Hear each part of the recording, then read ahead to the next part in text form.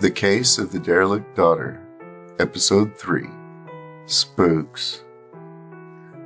I don't know how long I sat on the side of the road, but after Sam left, I decided to get my weapons out and make sure everything was good to go. Losing myself in the reassembly, I did it right there. And if anyone had stopped and looked into the frigid cab window of the pickup, they'd have seen what they thought was a madman prepping for some sort of war. All sorts of shit was waiting back at the little 2-room shack I called my cabin, so I decided the best alternative was Mac's place.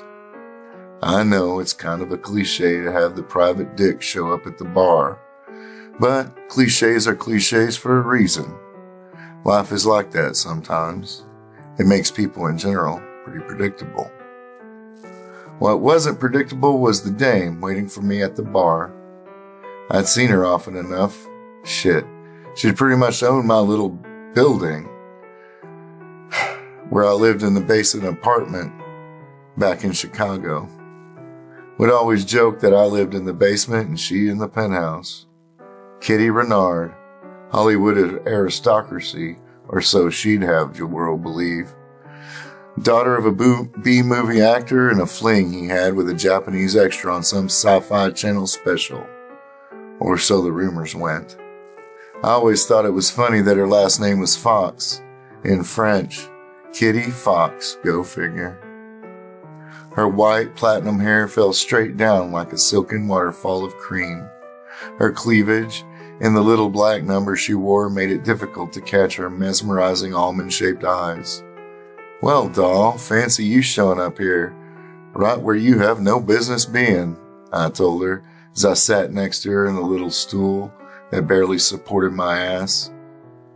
I took off my hat and nodded to Mac, who, even after 15 years, mind, grunted and began to get me my preferred drink as if I came in every Saturday afternoon.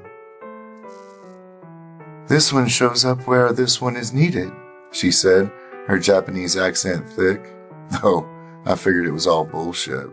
And boy, was she ever laying it on thick.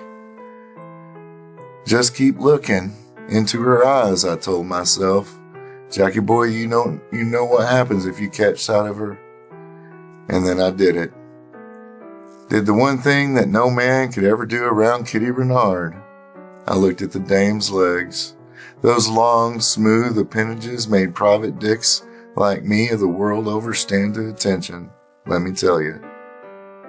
Max slapped the bar next to the double 12-year-old Irish whiskey I preferred, and it snapped me out of the spell the broad hit me with those legs. So you're needed. I picked up the glass and pretended to study it, forming words deliberately. Needed in a podunk town outside of a redneck paradise like Dallas? What for? A photo shoot? I sipped the brown liquid, letting the smooth burn roll down my throat. Not everything is as it seems, she said. Yeah, Jackie boy, another voice said behind me, and I groaned. I'm ready. Well, how the fuck are you? I grimaced and downed the rest of my drink. Catching Mac's ever-watchful eye, I tapped on the empty for another. Oh, you know how it is when your asshead of a boss drags you out of your nice warm bed to drive down to Podunk, Texas in the fucking cold. He sat and watched Mac pour me another. Mac, I'll have what Jackie boy here is having on him. Mac looked up and I nodded with a smirk. Go ahead, Mac. Give him the good stuff. Mac nodded and got a second glass. Thanks, Kane, Hal said, and he sat. Didn't know you got this fucking cold down here. Nothing but barbed wire here in North Pole. This one hurt, Kitty said, sipping on a martini glass filled with pink liquid. What I want to know, Hal continued, nodding in his agreement, is why. I sipped on the next glass in contemplation. Well, I don't know, Hal. You're the spook after all. He grimaced and nodded. Figured. All I know is that this kid your age, douchebag looking dude, walks into the office big as day with no how do you do or nothing and said, I'm looking for Dragomir Caliban. My name's Jeremiah Septimus Kane. Like everybody should know what the fuck that meant. No older than me, I asked. Yeah, around 30. I snorted. You're going blind, you spook. I'm almost 50. Nah, you don't look like a day over 30, Hal reiterated. I looked up at Mac, who just nodded apologetically. Well, fine, I said, but that doesn't make the dude my long-lost old man. $50 says he's a plant or some sort of shill. Kitty snickered, but just sipped her drink and offered no more thoughts on anything. I half expected the Italian Fed to show up after that call, but I never expected to see her. Was she a spook too? Yeah, that made a lot of sense. All the time we'd bumped into one another. Always when I was on some big case. Always when something was either going to go wrong or about to. She always been there to bump into. Flirt her pretty little ass off and then disappear into the darkness again. Huh. Always when trouble was coming. I turned to her. And just what's the dame like you got to do with all of this? She just smiled, her eyes alight, like a cat about to pounce on a mouse. You will see, she demurred. This one thinks it all has to do with that senator thingamajiggy and his little girl.